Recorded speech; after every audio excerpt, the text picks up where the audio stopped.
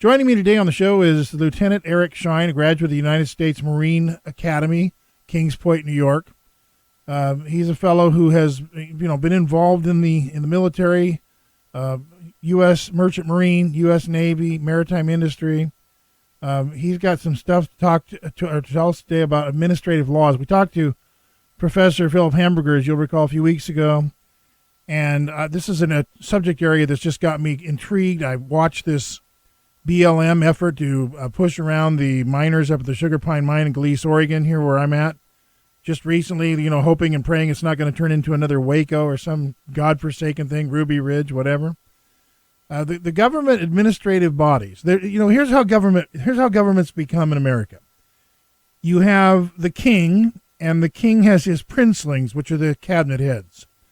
And the little princelings, they have their court. They have their lords and their ladies and their barons and their dukes and their squires and all these folks, that are out there implementing and enforcing laws that really have never even been passed by Congress. They're just, overreach administrative gobbledygook. And it's even worse. It gets so bad. It's beyond the futility of medieval times. And Eric Shine's going to tell us his experience and talk to us a little bit about how all of this affects us. Eric, welcome to the show. Thanks, Roger. Thanks for having me on. All right, real quick, just give us kind of an abridged version of your story, your personal story. Well, I went to Kings Point, the United States Merchant Marine Academy. I received a congressional appointment to the academy. It's a fellow academy to West Point, Annapolis, the Air Force Academy, and what am I missing? West Point. There's 4 federal military service academies. West Point, Annapolis, Air Force Academy, and Kings Point. The Coast Guard Academy is a federal service academy, not a military service academy. It has, since 9/11 or just prior to, been converted by the Coast Guard itself into a standalone special branch of military in Homeland Security. Based on what authority? It didn't come from the Department of Defense. It came from the Department of Transportation. Prior to that, it came from the Department of Commerce. Prior to that, it came from the Department of the Treasury. And we don't have branches of the military in Treasury, Commerce, or Transportation. Oh, wait. Let me understand this. The bureaucrats in the administrative side of government essentially created their own military branch. Well, the Coast Guard did itself by using, as an agency and a civil service, it interpreted the language that Congress set forth in the statute or the Enabling Act that created the Coast Guard in 1915, where it says it's a quote-unquote armed service. The FBI is an armed service. They're not a branch of military. So that an armed service is equal to a branch of military. So they've redefined that an armed service equals a branch of military. So ISIS is a branch of our military now. Say again? I mean, could you technically say ISIS is a branch of our military then, right? They're an armed service. Well, exactly. What's scary about that is basically any armed service then, because of the Coast Guard precedents in this, any armed service in the executive branch then could become and follow the interpretation of the Coast Guard, a branch of military. All right, so the Forest Service hippies that mostly are just biologists and pot-smoking, dreadlock-wearing hippies, they're out running around in the woods now. They've armed those guys. Now they're a police force. They can be converted into a military branch, is what you're saying. Well, they could, because, and this is what's so dangerous about administrative law, is whatever the agency, and this goes into things like Chevron deference or agency deference or ALJ deference, to where the courts, and this gets into the long history of administrative law and how dangerous it is, and that it's unconstitutional. The most important thing is it takes one of our foundational principles or doctrines, the separation of powers, where we have a legislative branch, an executive branch, and a judicial branch, to where this fourth branch of government has taken on all 3 great powers, their rulemaking, which becomes law. I don't. I And don't. they I think. published I it. think you missed the memo, Eric. The courts and the House of Representatives and the United States Senate have merged together under a new heading called the Obama Butt Kisser Branch. Did you miss that part? No, I'm teasing, but it's really Well, it's not just Obama. This has been going on for 120 years. Wilson was the first main advocate, and this did, if you get the feeling of a police state, or some might harken back to Germany or Prussia. Philip Homburger, who's a Columbia law professor, has two sections in his book. One called Prussification, going to Prussia, and Germany. I think it's German unification or something like that. But it goes into how Wilson looked to, and not just Wilson, but also FDR, looked to what Prussia did and what Germany did back in the 1800s and early 1900s, and brought it here to America. It's a prerogative. It's a kingly power. Well, and I heard Bernie Sanders the other day. He was on the Bill O'Reilly show on Fox, and I happened to be watching, and he made the comment that he was a socialist in the sense of the European style of socialism, which essentially is a feudal system, a monarchy. I mean, okay, they've got not even a military dictatorship. Yeah. So, that seems to me like the very thing that the founding fathers wanted to avoid with America was this whole concept of a monarchy or of administrative authority and power. That's what our constitutions were created to prevent. Right. So what we're seeing here is the systematic dismantling of the new world of the United States of America, the concept of individual liberty, the concept of sovereign citizens, the concept of a free market, capitalistic economic base underlying this force of freedom. It's all being deteriorated and twisted or contorted or transmogrified into the exact same type of government that we escaped from. Well, and it's coming from Europe. If you look at the European Union, it devolved, and I say devolved, into the European Union from the EEC, the European Economic Community, and that was created by large steel and coal and a lot of the weapons manufacturers from Germany, Europe, who created this, and they've done administratively in Europe what they tried to do militarily, and they've actually been pretty successful. Now think about this. There's 27 member nation states to the European Union now, which includes England. And England is the titular head to the United Kingdom. As England goes, so do the other 53 members of the United Kingdom, including Canada, Australia, Belize, Falkland Islands, et cetera, et cetera, et cetera, to where there's not just 27 member nation states to the European Union, there's actually 81. And you're like, what? Canada's a member of the European Union? And you start looking at what they've tried to do, and there's been a lot of, rumors and conspiracy theories about the North American Union. And one of the reasons they want to merge Canada, the United States, and Mexico together is because as Canada goes, just like England with the EU, as Canada goes into the EU, if we're merged with it, all of a sudden we're also part of European governance. That is exactly the opposite of what our founders intended for this country. Exactly. They were anti-royalists. They set up a constitution. So it was they basically took what was set forth in the Magna Carta for the nobles and gave it and put it in the hands of the people.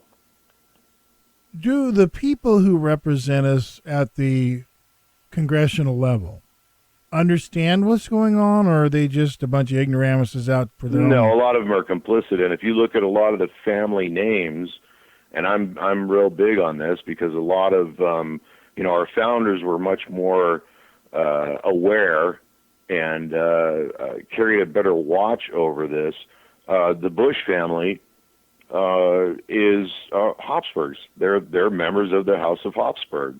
They are related to the crown, to the queen. If you look back even to Washington, they wanted to, when we fought a Revolutionary War, they wanted to put one of their own cousins in place as our first president instead of Washington.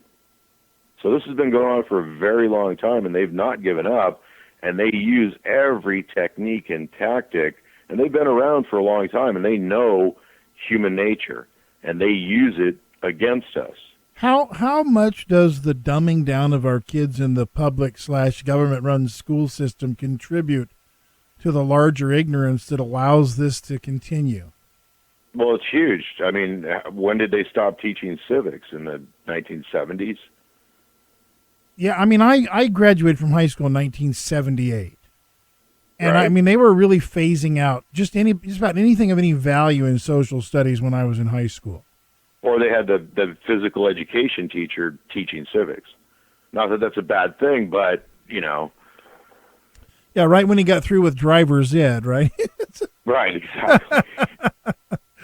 No, Oh, the God. importance of, and this should be at this, because your vote is a e-ticket to ride. It's a golden ticket. It's worth its weight in gold or more. All right, listen, let me It really controls, or is supposed to control, what goes on in our country. Let me take the break. We'll be right back.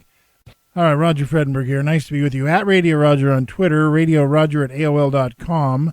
Don't forget our news alerts at newswithviews.com. I'm doing daily, just kind of news briefs, occasionally an interview, a lot of opinion mixed with the news, so be aware of that. If you're afraid of opinions, it's probably not something you should tune into. Joining me today here is Eric Shine. Eric was actually the fellow who introduced me to Professor Philip Hamburger. I have his book in front of me now, his Administrative Law and Lawful. It's a way, way, way heady piece of writing for me, but I'm going to study it and devour it because it's something I care about. Eric is a graduate of the United States Merchant Marine Academy at Kings Point, New York. Been to several academies. How much money did it cost us taxpayers to train you and educate you, Eric? About $300,000. Jeez. Well, thank you for your service anyway. So I want to ask you a question. Years ago on my radio show, guys would talk about the gold fringe flag and admiralty law and how America had been corporatized. Does that play at all into what you're talking about? It does to a degree, but part of the problem is that admiralty law is supposed to be protective. I mean, even for the maritime industry or personnel in the maritime industry, let alone things like the Jones Act, and you hear a lot of attacks upon the Jones Act. The Jones Act is actually a good thing. It's even back into World War II, you heard, attacks upon people who were considered or labeled as protectionists. Admiralty and general maritime law is on par with the Constitution. Things that I work on, which are called shipping articles, which are, articles of agreement, which are in the Constitution. They're like what a U.S. ambassador works under. We as maritime officers and or crew are considered wards, and that's sometimes a dangerous thing, but we're considered wards under Admiralty to the courts because they're supposed to protect us, and to Congress because so many laws have been passed to protect us, to the point now where we have a United States Merchant Marine that does not exist. We were, after World War II, the largest merchant marine in the world by tonnage and number of vessels, and now we're ranked anywhere between 36th and 47th in the world, where 97%, and think of weapons of mass destruction and other issues, 97% of our international cargo coming into the United States and leaving the United States goes on foreign flag. The U.S. or the MV Alabama, the ship with Captain Phillips, the Somali pirates, it's an American flag ship owned by a foreign corporation, flying the American flag, using American officers. I think the ship wasn't built in the United States, but many of these maritime laws that have been gutted, like you alluded to in many of the other areas in our, whether it's what Congress is up to or, laws that are being passed in the last, especially 10, 15, 20 years or more, are gutting programs that have been longstanding since the early 1900s, where now, one of the reasons we have a deep water Navy is to protect our international rights of way. our shipping lanes, our United States Merchant Marine. Well, guess what? Since we've handed a lot of that over to China for whatever reason, it's now building a deep water Navy. And it gets into even more complex issues where normally, like if you own a boat, like a sailboat or a power boat, like a nice little yacht, 30 foot, 40 foot, you would register your vessel with the state, and it's a state issue. And you put the name of the port on it, et cetera. And those funds that you pay to the state go to the state for waterway improvements, and it stays in your state. Well, the Coast Guard, after it moved into Homeland Security, came up with this cute little program called documentation, which is more for like regular or large ships, commercial ships, to where instead of registering your vessel with the state, you could document it for free with the Coast Guard. When they started the program, you could register it and document it. The documentation was free, like I said. All right, hold on. We're gonna pick this up. Let's pick this up on the other side of the break. Eric Shine is with us. We'll be right back. I'm Roger Fredenberg, RadioRoger@AOL.com. Don't go away. The overreach of federal authority, especially administrative authority, is pretty intense. Eric Shine is with us today. Eric, do you have a website or someplace people can book, someplace people can get in touch with you? How does that work? I did. I've been through hell and back with what's gone on with the Department of Homeland Security and Coast Guard. They bankrupted me a number of times over. If you Google my name under Lieutenant Eric Shine, you'll get all kinds of information out there. A lot of it, some of it's negative, where people have carried out, ad hominem attacks upon me or the issues to try to, attack me personally to bury the message. Well, you're known as a whistleblower. Right, and that's what they do. They attack the messenger to kill the message. Right. And so when you became a whistleblower, what were you blowing the whistle about? What was your primary observation that you thought needed to be addressed? Well, I actually went and sued several of the shipping companies, one called American President Lines, or ASM. You probably see their containers on the road, and the other is out here. It's called Matson. It goes between the West Coast and Hawaii. And then I also sued the union, Federal Officers Union, because they're paid under, like the shipping articles I had mentioned earlier, that they're federal contracts. They're enormous, like 5 ships for 5 years can be a $200 to a $500 million contract. And these companies are paid by the federal government in many respects. And they also get things like Title 11 loans, which are for capitalization, building ships with low interest loans. And a lot of this stuff is good stuff, but it's being abused, and, people don't really get it or understand it. And it's under, concerted attacks like the Jones Act. Right. Well, one of the things when I went after these 3 companies, they held on to me in federal court for a couple of years, roughed me up, and then had the Coast Guard, Homeland Security, file an administrative complaint against me to basically quash the civil complaints. What I was complaining about is that these companies were being paid to do a bunch of different stuff, and they weren't doing it. They were taking money from the federal government to do stuff and not doing it, to put it simply. Yeah, but I mean, when I talked to you the first time, you made comment to me about something that has just stuck with me, and that is about these tribunals, about how the military operations by administrative law are actually able to prosecute people who are completely undetached from any of that. Well, the Coast Guard charged me, and they charged me with being depressed and tried to prove that I was medically, mentally incompetent. This goes to, attacking the whistleblower or killing the message by killing the messenger. And they went, literally right for my head.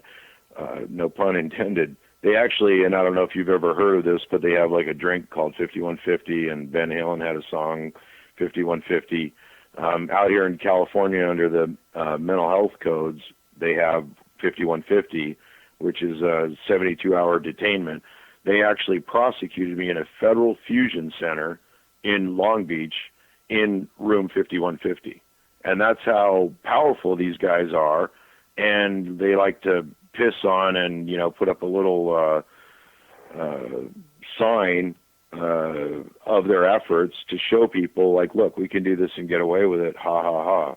I remember in my larger days as a much bigger talk show host, we were fighting against, and there were a group of us talk show hosts who kind of coalesced together against the takeover of the Long Beach shipping port by Costco. Right.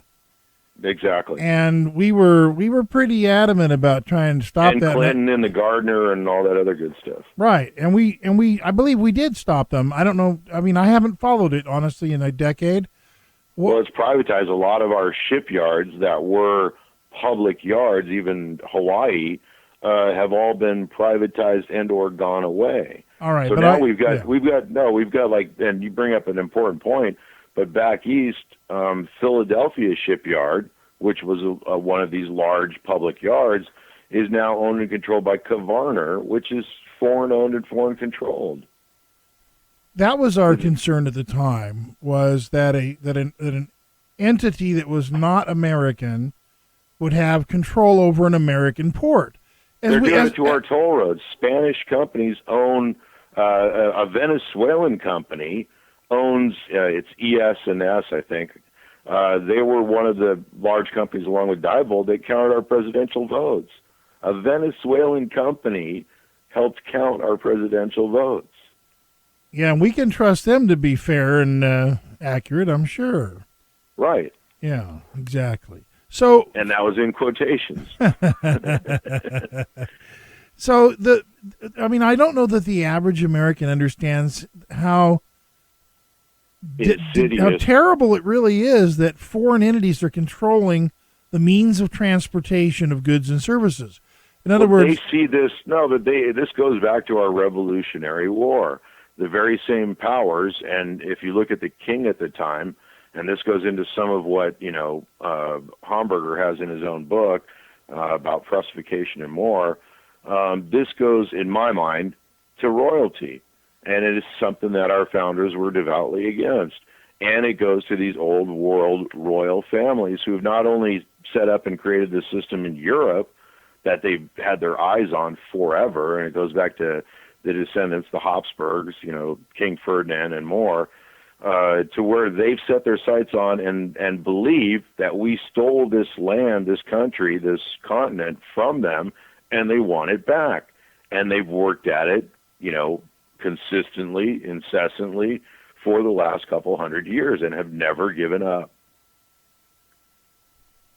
Well, the New World Order, isn't about, there's a book by, it's not Heinlein or I'm trying to think of the guy that wrote Time Machine, H.G. Wells. Yeah. But the New World Order is a new, reinvigorated, worldwide system of united kingdoms. Even Philip Bobbitt, who's a Columbia professor as well, Hamburger knows him, he has in his book, and he talks about separating the people from our government. Well, that's not how our system works. The people are the last arbiter of and over our government. Is there something that the average person can see happening in their life that is representative of this that you're trying to express, trying to whistleblow on? The Administrative Law Judge Association of America, the largest judiciary in the world, they brag about this. Well, number one, they're not a judiciary. They're part of the executive branch. It's a police tribunal or system of police tribunals. These ALJs, as they call them, are police commissioners. So you talk about a police state, they are now trying to seek and get rights to commit people and have or force psych exams, which is, one of the things that they pulled on me, and they're not supposed to be able to even do it. And the courts don't give a rat's ass, excuse my French. It's unbelievable what's going on, but the ALJ Association even says or touts that, Americans' day in court, quote unquote, or every American's day in court will most likely come before an ALJ. That's a police officer. He's a member of the executive branch. Even England, and I used to be very adamantly against England and, the English and constitutional monarchies and royalism and more. Because of Professor Hamburger's book, I've come to respect what went on in England, where guys like Lord Coke and others, stood up to the monarchy, Montesquieu and more, where they fought, and Jefferson and others took on the mantle or grabbed the baton from and took it a step further. But without the work that went on in England under a constitutional monarchy, we wouldn't have what we were, what we had at least, or what we're supposed to have. And people really need to educate themselves, do things like get Professor Hamburger's book, make it a bestseller, get it on the bestseller list, read it, understand it, and apply it, and do away with, because even like if they came out and said, well, we're going to make all administrative law judges now part of the judiciary, and they should be. In England, they are all members of the judiciary. They're not part of the executive branch. But if we just do that, it doesn't really solve the problem. I think it would make it worse, because it would give some level of an appearance that these are real judicial officers, and they're not. They're carrying on edicts, if not commands, and Hitler, and I hate to even throw out his name, because if you do, whatever. But Hitler didn't arise to power and stay in power on his own. There was a lot of little dictators under him that allowed him to rise to the level that he did and stay in power for the length of time that he did. And we have a lot of little dictators here in the United States now. Yeah, I call them the little Napoleons. Every little government branch has one. Yeah. Well, no, Bismarck and the three Napoleons, 80% of our legal code comes from 4 military dictators. Bismarck, who was working for the crown in Prussia, which then became Germany, and the 3 Napoleons, which were all military dictators. So let me just tell people, the book is called Is Administrative Law Unlawful? By Philip Hamburger, just like you would say hamburger or spell hamburger, the sandwich. I think it's Hamburger, but I never asked him specifically. Us poor dumb West Coast guys, we can't pronounce words very well, but Philip Hamburger then. It's all steak to me. But if you get this book, and I'm not normally in the position where I run around pushing books, but this is must-read material for people who really want to understand what is at the core of the destruction of America. This fourth estate, this fourth branch of government. If you read this and understand this, you'll get it really fast. We'll be right back with Eric Shine. Stay right there, Eric. Folks, we'll be right back. Roger Fredenberg, Radio Roger at AOL.com. Roger Fredenberg here with Eric Shine. Eric has been through quite an ordeal as a whistleblower, trying to expose this incredible, I guess you would call it a secretive takeover of America. I mean, how do you define it, Eric? Yeah, well, it's been going on for quite some time, and been building and building and building, and the movement is clearly unconstitutional, and it's been going on. I mean, all the things that I was fighting, like the Coast Guard saying it's a branch of military, the ridiculous charges that they brought against me, how long they carried it on, the fact that I didn't get any witnesses, could not testify in my own defense. They wanted to force me into a psych exam. They seized medical records, falsified medical records, brought in witnesses against me, former employers or whatever, et cetera, et cetera, et cetera. All the things that I thought, like even the right to counsel, all the things in the Bill of Rights that I thought would protect me if they were coming out, because they charged me. There was a charge sheet. They treated it as, and they even put in the Federal Register, that these are based in criminal law. So if the federal government's coming after me in this, and I didn't realize what it was, I was a big advocate for and, understood the separation of powers, and I kept, saying this in the proceedings, to see what goes on and how they can use hearsay within hearsay against you in these proceedings, not allow you to testify, not allow you the right to counsel, not allow discovery, not allow witnesses, not allow evidence, et cetera, to where they can build a case against you, much like the kings used to do in their own courts in the Star Chamber and more. is mind-blowing. And to see that go on in our country, and then to come out of it and read Philip Homburger's book and understand that this has been going on for 120 years, I'm like, whoa. Two things I want to mention real quick, though, besides plugging his book, Philip Homburger's book. He's a Columbia law professor, and this is Ivy League coming out talking against this, where his book is called "Is Administrative Law Unlawful?" But the Department of Homeland Security was originally going to be called the Department of Homeland Defense. And they changed the name because they figured that people would realize, well, why, or ask the question, why do we have two defense departments?